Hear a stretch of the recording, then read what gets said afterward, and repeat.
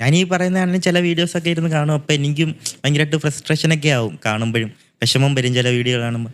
അത് കുറച്ച് നേരത്തേക്ക് ആ വിഷമം കൊണ്ട് അതങ്ങ് ഫീൽ ചെയ്തങ്ങ് തീർക്കുക. ഈ സ്ഥലമെങ്കിലും എങ്ങനെയൊക്കെ ഒന്ന് വാങ്ങണം ഈ പ്രായത്തിൽ. അതാണൊന്ന് ആരും ഇറക്കി വിടാൻ പോകരുത് തന്നെ. ആ ഒരു സംഭവം എനിക്കൊന്ന് ബിൽഡ് ചെയ്തെടുക്കണം. ഓക്കെ, കിച്ചുവിൻ്റെ ഈ ഒരു പോഡ്കാസ്റ്റ് നിങ്ങൾ എല്ലാവരും കണ്ടിട്ടുണ്ടാവും. മറ്റൊരു വ്യക്തിയുടെ ഇന്റർവ്യൂവും നിങ്ങൾ കണ്ടിട്ടുണ്ടാവും. അതിലേക്ക് ഞാൻ കടക്കുന്നില്ല. കാരണം ചില ആളുകളുടെ ലക്ഷ്യം റീച്ച് മാത്രമാണ് എന്നുള്ളതാണ്. അല്ലെങ്കിൽ നമ്മൾ എന്തിനാണ് ഒരു ചാനലിലോട്ട് അങ്ങോട്ട് വിളിച്ചിട്ട് എൻ്റെ ഇന്റർവ്യൂ എടുക്കണം എന്നൊക്കെ പറയുക? നമ്മൾ ഒരിക്കലും പറയില്ല. ഞാൻ പറയുകയാണെങ്കിൽ അത് എനിക്ക് റീച്ചിന് വേണ്ടിയിട്ട് ചിലപ്പോൾ ഞാൻ പറഞ്ഞെന്ന് വരും. പക്ഷേ അതിലേക്ക് കടക്കുന്നില്ല. ഒരുപാട് ആളുകൾ റിയാക്ട് ചെയ്തിട്ടുണ്ട്. അവരെന്ത് ലക്ഷ്യമിടുന്നോ അത് തന്നെ സംഭവിക്കുന്നു എന്ന് പറയേണ്ടി വരും. ഓക്കെ, നമുക്ക് എന്തായാലും വിഷയത്തിലേക്ക് കടക്കാം. കിച്ചു പറയുന്നത് എന്താ വെച്ചാൽ, സ്വന്തം അധ്വാനം കൊണ്ട് ഒരു സ്ഥലം വാങ്ങണം, ആ സ്ഥലത്ത് നിന്ന് തന്നെ ആരും പുറത്താക്കില്ലല്ലോ, ഒരു വീട് വെക്കണം എന്നുള്ളതാണ്. ആ പോഡ്കാസ്റ്റിൽ അവൻ ആരെയും കുറ്റപ്പെടുത്തുന്നില്ല. അത് തന്നെയാണ് അവൻ്റെ ക്വാളിറ്റി എന്നുള്ളതാണ്. അവനൊരു ബിസിനസ് സംരംഭം ആരംഭിക്കുന്നു, അത് മുന്നോട്ട് കൊണ്ടുപോകുന്നു, അതുമായി ബന്ധപ്പെട്ട കാര്യങ്ങൾ പറയുന്നു, അവൻ്റെ അച്ഛനുമായി ബന്ധപ്പെട്ട കാര്യങ്ങൾ പറയുന്നു, മറ്റുള്ളൊന്നും പറയുന്നില്ല. കിളികളുടെ നാദം കേൾക്കുന്നുണ്ടെന്ന് എനിക്കറിയില്ല. ഓ, ഈ വീഡിയോന്റെ ഇടയിൽ ഒരു പാട്ട് കാണല്ലോ അല്ലേ? ഈ വീഡിയോന്റെ എവിടെയെങ്കിലും അത് കിടക്കുന്നുണ്ടാവും. ആ സമയം അച്ഛൻ ഉണ്ടായിരുന്ന ടൈമില് മോന്റെ ആഗ്രഹം എന്തായിരുന്നു? എന്താവണം? ഒരു ആഗ്രഹവും ഇല്ല. കാരണം വേണ്ടതല്ല എനിക്ക് അപ്പാപ്പ കിട്ടുന്നുണ്ട്. അപ്പം പ്രത്യേകിച്ച് ഒരു ആഗ്രഹം, ഒരു സംഭവം ഇല്ലായിരുന്നു. എല്ലാത്തിനും ഭയങ്കരമായിട്ടൊരു സപ്പോർട്ടറായിട്ട് ഒരാളുണ്ട്. ഒന്നിനും പേടിക്കേണ്ട ഒരു കാര്യത്തിനും ആ ഒരു ഇതുണ്ടായിരുന്നു. പോയി കഴിഞ്ഞപ്പോഴാണ് ഇതിനെക്കുറിച്ചൊക്കെ ചിന്തിക്കാൻ തുടങ്ങുന്നത്.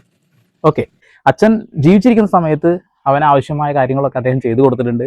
എല്ലാ ഇടങ്ങളിലേക്കും കൊണ്ടുപോയിട്ടുണ്ട്. ആ ഒരു കാരണം കൊണ്ടൊക്കെ തന്നെ അദ്ദേഹത്തിന് ഭയങ്കര ഇഷ്ടമാണ്. പിന്നെ അവൻ തുറന്നു പറയുന്ന മറ്റൊരു കാര്യമുണ്ട്, അച്ഛനുമായിട്ടൊരു വഴക്ക്. ഈ വഴക്ക് അവനെ വളരെയധികം വേദനിപ്പിച്ചിട്ടുണ്ട് എന്നുള്ളത്. കിച്ചുമായി ബന്ധപ്പെട്ടുകൊണ്ട് ഞാൻ വീഡിയോ ചെയ്യുന്ന സമയത്ത് തന്നെ പല യൂട്യൂബേഴ്സും കോൺടാക്ട് ചെയ്തിട്ടുണ്ട്. അവർ പല രീതിയിലും നമ്മളെ പിന്തിരിപ്പിക്കാനുള്ള ശ്രമങ്ങൾ നടത്തിയിട്ടുണ്ട്. പക്ഷേ ഞാനത് ഇഗ്നോർ ചെയ്തിട്ട് ഇവൻ സപ്പോർട്ട് ചെയ്യുക തന്നെയാണ് ചെയ്തിട്ടുള്ളത്. പല ആളുകളും ഇപ്പൊ കിച്ചുവിനെ കുറ്റം പറഞ്ഞ് നമ്മൾ കണ്ടിട്ടുണ്ടാവാം. പക്ഷെ ഒന്നും പറയാതെ ഒരു തരത്തിലുള്ള പരിഭവവും ഇല്ലാതെ മുന്നോട്ട് പോകുന്ന ആ പയ്യനെ എന്തിനാണ് ഇങ്ങനെ വലിച്ചു കയറി ഇട്ട് കൊടുക്കുന്നത് എന്നുള്ള ചോദ്യം ചോദിക്കുമ്പോൾ നമ്മളൊക്കെ ആരാന്നറിയോ? ദുഷ്ടൻ, ദുഷ്ടനാണ് നമ്മൾ, ദുഷ്ടൻ. കൊള്ളാമല്ലേ? എന്തായാലും അത് വ്ളോഗ് കൊടുത്തിട്ടുണ്ട്, പിന്നെ ബിറ്റു സ്റ്റോക്ക് കൊടുത്തിട്ടുണ്ട്. ഇതേപോലെ കൊടുക്കാൻ നമുക്ക് അറിയാഞ്ഞിട്ടല്ല, തൽക്കാലം കൊടുപ്പ് നിർത്തി. ആ കൊടുപ്പ് കാശാക്കുന്നത് ആരാന്ന് മനസ്സിലായില്ലേ? ആരുടെ പേര് പറഞ്ഞാലാണ് ഇപ്പൊ റീച്ച് ആവുമെന്ന് മനസ്സിലായില്ലേ? അത് വ്ളോഗിന്റെ പേര് പറഞ്ഞ റീച്ച് ആവും, ഷെഫീൻ അബിയുടെ പേര് പറഞ്ഞ റീച്ച് ആവും. ഇത്ര തന്നെ. അത് പറയും ചില ഇന്റർവ്യൂസ്, ചില ഗ്യാപ്പൊക്കെ ഇട്ടിട്ട്.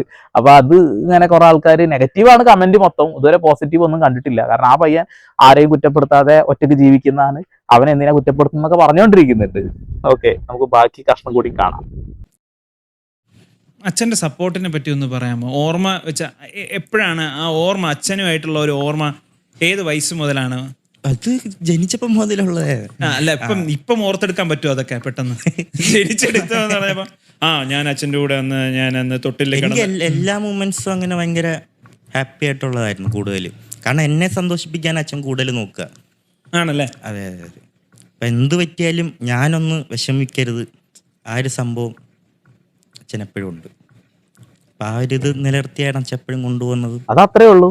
മാതാപിതാക്കൾക്ക് നമ്മളോട് ഭയങ്കര സ്നേഹമായിരിക്കും. യഥാർത്ഥ മാതാപിതാക്കൾക്ക് സ്നേഹം കുറച്ച് കൂടും. ചിലപ്പോൾ എടുത്തു വളർത്തുന്ന ആളുകൾക്ക് ചിലപ്പോൾ കുറഞ്ഞേക്കാം, ചിലപ്പോൾ കൂടിയേക്കാം. അങ്ങനെ പല രീതിയിലുണ്ട് എന്നുള്ളതാണ്.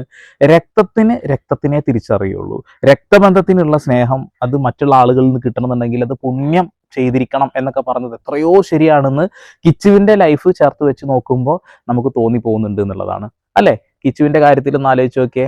ഒരുപാട് പിന്നിൽ നിന്നും കുത്ത് കിട്ടിക്കൊണ്ടേയിരിക്കുന്നു.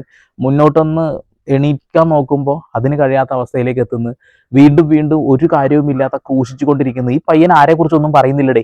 അവന്റെ പാട്ടും നോക്കിയിട്ടാണ് പോയിക്കൊണ്ടിരിക്കുന്നത്. എത്രയും നാളിന്റെ ഇടയിൽ അവൻ ആരെങ്കിലും കുറിച്ച് എന്തെങ്കിലും പറഞ്ഞിട്ടുണ്ടോ? ഇല്ല. അവൻ പറയുന്ന ഒരു സാഹചര്യം ഉണ്ടായിട്ടുണ്ട്. അതെന്താണെന്ന് വ്യക്തമായി ഇവിടുത്തെ കേരളത്തിലെ മുഴുവൻ ജനങ്ങൾക്ക് മനസ്സിലായിട്ടുള്ള ഒരു കാര്യമാണ്. പക്ഷെ കിച്ചു മറ്റു പ്രധാനപ്പെട്ട കാര്യങ്ങളിലേക്കും കൂടി കടക്കുന്നുണ്ട്. അതുകൂടി കാണാം. കുറെ കാര്യങ്ങൾ. അത് ഒരു കൊറോണ ടൈം വന്ന സമയത്ത് ഒരുപാട് കടവായിപ്പോയി അച്ഛന്. കാരണം അച്ഛനൊരു യൂട്യൂബ് ചാനലും തുടങ്ങി, അതിനകത്ത് വെബ് സീരീസ് തുടങ്ങാന്നുള്ളൊരു പ്ലാനായി. അങ്ങനെയുള്ള ആർട്ടിസ്റ്റുകളെല്ലാം വീട്ടിൽ വിളിച്ചു വരുത്തി, ക്യാമറ എല്ലാ സെറ്റപ്പും. അപ്പോഴത്തേക്കും ലോക്ക്ഡൌൺ വെച്ച്. അത് അച്ഛന്റെ പൈസയിലാണോ? അച്ഛന്റെ യൂട്യൂബ് ചാനൽ അതിനകത്ത് ഇട്ടിട്ട് പോകുന്ന അതിന്റെ റവന്യൂ വെച്ചിട്ട് ആൾക്കാർക്ക് കൊടുക്കാൻ ഒരു പ്ലാനൊക്കെ ആയിരുന്നു.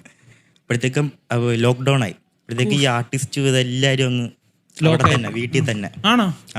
എത്ര 1-2 മാസം എല്ലാവരും വീട്ടിൽ തന്നെ. എന്റെ പൊന്നെ, അവരുടെ എല്ലാവരുടെയും കാര്യം നോക്കണം, ഞങ്ങളുടെ കാര്യം നോക്കണം, ഒറ്റയ്ക്ക് നോക്കണം. ആ സമയത്ത് എനിക്കിതൊന്നും ചിന്തിക്കാനുള്ള ഒരു ഇതില്ല. ഞാൻ എപ്പോഴും കമ്പ്യൂട്ടറിന്റെ ഫ്രണ്ടിൽ ഒരു ഗെയിമും കളിച്ച് ഇങ്ങനെ പോകുന്നൊരിത്. അപ്പുറത്ത് എന്താ നടക്കുന്നതെന്ന് അറിയത്തില്ല. ആ റൂമിന്റെ അപ്പുറം ഇങ്ങനെ കാണുന്നുണ്ട്, വീഡിയോ എടുക്കുന്ന സംഭവം എഡിറ്റ് ചെയ്യുന്നതൊക്കെ എൻ്റെ കമ്പ്യൂട്ടറിലാണ് വന്നിരുന്നു. അതിനുള്ള ആൾക്കാരും എല്ലാം അവിടെ തന്നെ ഉണ്ട്. ഓക്കെ, ലോക്ക്ഡൗൺ ടൈമിൽ ഒരുപാട് ആളുകൾ ഇത്തരം രീതിയിൽ പലയിടങ്ങളിലും കുടുങ്ങപ്പെട്ടിട്ടുണ്ട്. അങ്ങനെ ലോക്ക് ചെയ്യപ്പെട്ടിട്ടുണ്ട്. ചില സിനിമകൾ അതുമായി ബന്ധപ്പെട്ട് വന്നിട്ടുണ്ട്. നമ്മുടെ നാട്ടിൽ കുറ്റിപ്പുറം റെയിൽവേ സ്റ്റേഷനിൽ ഒരു ബുള്ളറ്റുമായി ബന്ധപ്പെട്ട ഒരു ഷോർട്ട് ഫിലിം വന്നു. അതായത് ഒരു ബുള്ളറ്റ് ഈ ലോക്ക്ഡൗൺ ടൈമിൽ അവിടെ വെച്ചുപോയ ഒരാളുടെ ഭയങ്കര രസകരമായിട്ടുള്ള, സത്യം പറയാ നമുക്ക് രസം, അവരുടെ ലൈഫിൽ അത് ബുദ്ധിമുട്ടുള്ള കാര്യങ്ങളാണെന്നുള്ളതാണ്. അങ്ങനെ പല കാര്യങ്ങളും നടന്നിട്ടുണ്ട്. ഇയാളുടെ ഫാമിലിയെയും അതേപോലെ തന്നെ ഒരുപാട് ആളുകളെയും 2 മാസത്തോളം നോക്കാൻ കടം വാങ്ങിയിട്ടുണ്ട് ഈ പറയുന്ന വ്യക്തി. എന്നാൽ അദ്ദേഹം കടം വാങ്ങിയതൊന്നും ഞാനതിലേക്ക് കടക്കുന്നില്ല, എന്താണെന്ന് ഇപ്പോൾ വേറെ രീതിയിലാണല്ലോ ആളുകളൊക്കെ പറയുന്നത്. നിങ്ങളതിൻ്റെ ഇടയിൽ ഒരു പട്ടി എൻ്റെ അടുത്ത് വന്ന് നിൽക്കണ കണ്ട, അതാണ് ജിൻഡോ. ഞങ്ങളുടെ നാട്ടിലത്തെ ഒരു നായിയാണ്. ആ നായി ഭക്ഷണം കഴിച്ച് കൂടിയതാണ്. ഇപ്പൊ നമ്മളെ എടുത്തു വന്നാലും നമ്മളറിയില്ല. ചിലപ്പോൾ എടുത്തു വന്ന് മണക്കുമ്പോഴോ നമ്മളറിയാം. ചിലപ്പോൾ ഇത് പെട്ടെന്ന് മനസ്സിലാവില്ല. ഇതിന് ഈ കഴുത്തിൽ വെടയൊന്നും കാര്യങ്ങളൊന്നും ഇടാത്തതുകൊണ്ട് തന്നെ ചിലപ്പോൾ എടുത്തൊന്ന് നക്കുമ്പോൾ നമുക്ക് ചാടും. ഇത് ഏത് നായി എന്ന് പറഞ്ഞാൽ ഞെട്ടി. കാരണം ഇതേപോലെ അച്ചടിച്ച കുറെ എണ്ണം ഉണ്ട് ഈ നാട്ടിൽ, കുറെ പട്ടികള്. ബാക്കി പറ. അച്ഛനായിട്ട് ഞാൻ ഒരു വട്ടം ഒരു വഴക്കായിരുന്നു. പക്ഷെ എൻ്റെ ഒരു മനസ്സിലൊരു സംഭവം എന്ന് വെച്ചാൽ, എനിക്ക് വേണ്ടിയിട്ട് ഇത്രയും കാര്യങ്ങൾ ചെയ്ത് എനിക്ക് തിരിച്ചൊരു സന്തോഷിപ്പിക്കാനായിട്ട് ഒരു കാര്യം പോലും എനിക്ക് ചെയ്തു കൊടുക്കാൻ പറ്റിയിട്ടില്ല. എനിക്ക് വേണ്ടത് ഇത്ര വരെ എനിക്ക് ചെയ്തു തന്നു. പക്ഷെ ഞാൻ അതുപോലും അന്ന് മനസ്സിലാക്കിയെടുത്തില്ല ഓരോ കാര്യങ്ങൾ. അതൊക്കെ ഭയങ്കര ഒരു റിഗ്രറ്റ് ആയിട്ട് ഇങ്ങനെ കിടക്കും. അടിയുണ്ടായ സാഹചര്യം എന്തായിരുന്നു? അത് ഇങ്ങനെ വെള്ളം അടിച്ചിട്ടൊരു സംഭവം വന്ന് അപ്പം അങ്ങോട്ടും ഇങ്ങോട്ടും ഒരു സംസാരമായി. അപ്പൊ അച്ഛനോട് പറയാറുണ്ട് ഇങ്ങനെ കുടിക്കല്ലേ അങ്ങനെ? പറയാറുണ്ട്. അതിപ്പം എല്ലാവർക്കും അറിയാവുന്നൊരു സംഭവം. അച്ഛൻ്റെ കൂട്ടുകാരാണേലും അത് കുറച്ചൊരു ഇതായിരുന്നു. പക്ഷെ വലിയ കുഴപ്പമൊന്നുമില്ല. അങ്ങനെ മാക്സിമം കൺട്രോൾ ചെയ്ത് വെക്കുമായിരുന്നു. ഞാൻ ഉണ്ടെങ്കിൽ വലിയായിട്ട് ഇതല്ല, ഞാൻ ഭയങ്കര കൺട്രോൾ ചെയ്ത് നിർത്തും ഈ കാര്യത്തിന്. ഒരു പ്രസ്തുത വ്യക്തി, ഒരു യൂട്യൂബർ, ഇപ്പോൾ ഈ പറയുന്ന വ്യക്തിയെ ചവിട്ടി താഴ്ത്താൻ വേണ്ടി വീഡിയോ ചെയ്യുന്ന ഒരു വ്യക്തിയാണ്. ആള് പറഞ്ഞത് കൊല്ലം സുധിയെ ഇടിച്ച് ചുമരിൽ കയറ്റി ചോര വന്നു എന്നുള്ള കാര്യമൊക്കെ പറയുന്നുണ്ട്.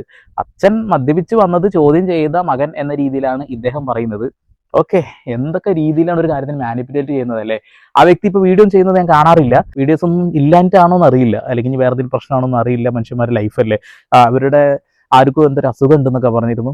ദൈവത്തിനോട് പ്രാർത്ഥിക്കുന്നവരുടെ അസുഖം എത്രയും പെട്ടെന്ന് ഭേദമാവട്ടെ. പിന്നെ ചില ആളുകളൊക്കെ ഓരോരോ ഗ്യാപ്പ് എടുത്ത് വന്നിട്ട് എന്തിനാണ് ഈ പയ്യനെ ഇങ്ങനെ ദ്രോഹിച്ചുകൊണ്ടിരിക്കുന്നത്, ഈ പയ്യനെ ആരെ കുറിച്ചിട്ടൊന്നും പറയുന്നില്ല എന്നുള്ളതാണ്. അപ്പൊ അച്ഛനുമായിട്ടുള്ള ഒരു ബഹളം, അച്ഛനെ തല്ലി എന്നുള്ള കാര്യമാണ് യൂട്യൂബേഴ്സ് പറയുന്നത്. നമുക്ക് എത്രത്തോളം സത്യസന്ധമായ കാര്യമെന്ന് അറിയില്ല. അടുത്ത ആൾ വരുന്നുണ്ട്. എടാ എവിടുന്നാടാ നിങ്ങളൊക്കെ കയറി വരുന്നത്? പൂച്ചയാണ് ഇപ്രാവശ്യം. ഒരു മീശ ഇവിടെ മാത്രമുള്ള ഒരു പൂച്ച, നല്ല രസമുള്ള പൂച്ചയാണ്. ആള് പക്ഷെ ക്യാമറക്ക് മുന്നിക്കൊന്നും വരില്ല, മടിയുള്ള ആളാണ്, നാണുള്ള ആളാണ്, കാണിക്കുന്നില്ല. അപ്പൊ ഇദ്ദേഹവുമായിട്ട് അച്ഛനുണ്ടായിട്ടുള്ള വിഷയം എന്താ? അച്ഛൻ മദ്യപിച്ചു വന്നപ്പോ ചോദ്യം ചെയ്തു. അതാണ് കശപിശ. ഇതാണോ ഒരു വെടിക്കുള്ള മരുന്ന് ഇദ്ദേഹത്തിന്റെ കയ്യിലുണ്ടെന്ന് ആളുകൾ പറഞ്ഞത്? പക്ഷെ എന്താ ചെയ്യാ, ഈ സ്ഥലമെങ്കിലും എങ്ങനെയൊക്കെ ഒന്ന് വാങ്ങണം ഈ പ്രായത്തിൽ. അതാണെന്ന് ആരും ഇറക്കി വിടാൻ പോരുത് തന്നെ. ആ ഒരു സംഭവം എനിക്കൊന്ന് ബിൽഡ് ചെയ്തെടുക്കണം. ഇറക്കി വിട്ടോ? ഇല്ലില്ല, എനിക്ക് അങ്ങനെ ഒരു ഫീല് തോന്നരുത് നിൽക്കുമ്പോ. സേഫ് പ്ലേസ് എവിടെയാണ്? കൊല്ലം. വീട് സേഫ് ആയിട്ട് നിൽക്കാൻ കൊല്ലം എന്ന് പറയുമ്പോ? കൊല്ലത്ത് എനിക്ക് എവിടെ വേണമെങ്കിലും സേഫ് ആയിട്ട് നിൽക്കാം, കൂട്ടുകാരുള്ളതുകൊണ്ട്. സ്വന്തമായിട്ടൊരു സ്ഥലം വാങ്ങണം, ഒരു വീട് വെക്കണം. എല്ലാവരുടെ ആഗ്രഹമാണ് ഇതൊക്കെ. സ്വസ്ഥത കിട്ടുന്ന, സമാധാനം കിട്ടുന്ന ഒരു വീടായിരിക്കണം അത്. എപ്പോൾ വേണമെങ്കിലും ഇറങ്ങിപ്പോ എന്ന് പറയാൻ ആളുകളുള്ള വീടാവരുത് അത്. നമുക്ക് സ്വാതന്ത്ര്യം നിഷേധിക്കപ്പെടുന്ന ഇടങ്ങളിൽ നമ്മൾ ഒരിക്കലും നിൽക്കാൻ പാടില്ല. ഒരു പൂച്ചയെ പോലെ നമ്മൾ ചിലപ്പോൾ പമ്മി പലയിടങ്ങളിൽ നിൽക്കാറുണ്ട്. അങ്ങനെ നിൽക്കേണ്ട ആവശ്യമില്ല. പോവേണ്ടിടത്തു നിന്ന് പോവുക തന്നെ വേണം. അത്രയേ ഉള്ളൂ. ഈ പയ്യന് എന്തൊക്കെയാണ് ലൈഫിൽ നടന്നതെന്ന് അവൻ ഒരു കാറിലിരുന്ന് പറഞ്ഞിട്ടുണ്ട്. അതിൽ തന്നെ വ്യക്തമായിട്ട് കാര്യങ്ങളുണ്ട്. അവൻ പറഞ്ഞിട്ടില്ല സാഹചര്യം മോശമായിരുന്നു എന്നുള്ളത്. ചന്ദനജാലകം തുറക്കൂ നിൻ ചെമ്പകപ്പൂമുഖം വിടർത്തു, നാണത്തിനെ തിരികൊളുത്തു, ഈ നാട്ടുമാഞ്ചോട്ടിൽ വന്നിരിക്കൂ, അഴകൊഴിയും മിഴികളുമായി, കുളിരണിയും മൊഴികളുമായി, ഒരു മാത്ര എന്നെയും ക്ഷമിക്കൂ, ഈ രാത്രി ഞാൻ മാത്രമാ. പാതിരാപ്പുള്ളുണർന്നു പരൽ മുല്ലക്കാടുണർന്നു പാഴ്മുളം കൂട്ടിലെ കാറ്റുണർന്നു താമരപ്പൂങ്കൊടി തങ്കച്ചിലമ്പൊളി നീ മാത്രം ഉറക്കമെന്തേ പിണക്കമെന്തേ. അത് കമ്പ്യൂട്ടർ ആയിരുന്നു വഷളാക്കിയത് ശരിക്കും, ഗെയിം കളിപ്പിച്ച് അങ്ങനെ. ആ ഒരു സിറ്റുവേഷൻ എനിക്ക് അതിലായിരുന്നു ഞാൻ സന്തോഷം. ഉം. കാരണം അതിന്റെ പുറത്തോട്ട് ഇറങ്ങി ഒന്നുമില്ല ചെയ്യാൻ. ഉം. അവിടെ ആണെങ്കിലും ഒരു സെറ്റപ്പ് അങ്ങനത്തെ രീതിയിലായിക്കൊണ്ട് എനിക്ക് അതിലായിരുന്നു ഒരു ഹാപ്പി. ഉം. ഹാപ്പി എന്നല്ല, എനിക്കൊന്നും ആലോചിക്കാതെ അതിനകത്ത് ഇങ്ങനെ ഇരുന്നാൽ മതി. ഓക്കെ, ആ കമ്പ്യൂട്ടറിനകത്ത് പെട്ടുപോയി അവൻ എന്നാണ് പറയുന്നത്. ഓക്കെ, ഇതിന്റെ പിന്നിൽ ഒരുപാട് കാര്യങ്ങളുണ്ട്, അവൻ അതൊക്കെ തുറന്ന് പറഞ്ഞ കാര്യമാണെന്നുള്ളതാണ്. ഓക്കെ, അപ്പൊ നിങ്ങളുടെ അഭിപ്രായം രേഖപ്പെടുത്തുക. നമ്മളുടെ ഒരു ചങ്ങായി വരുന്നുണ്ട്, അവൻ ക്യാമറയിൽ പെടാൻ താല്പര്യമില്ലാത്ത ആളാണ്. ഓക്കെ, ഇനിയെങ്കിലും ആ പയ്യനെന്ന് വെറുതെ വിടടേ എന്ന് മാത്രമേ എനിക്ക് പറയാനുള്ളൂ.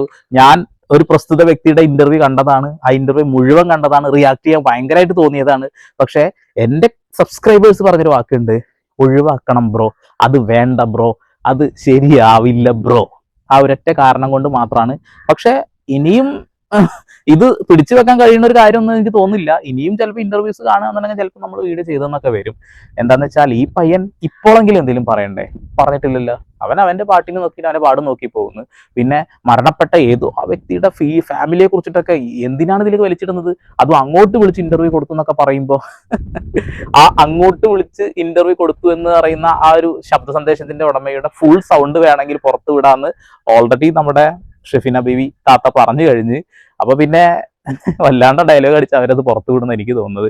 അപ്പൊ കിച്ചുവിനെ സപ്പോർട്ട് ചെയ്യുന്നു, കിച്ചുവിന്റെ കൂടെ തന്നെ നിൽക്കുന്നു.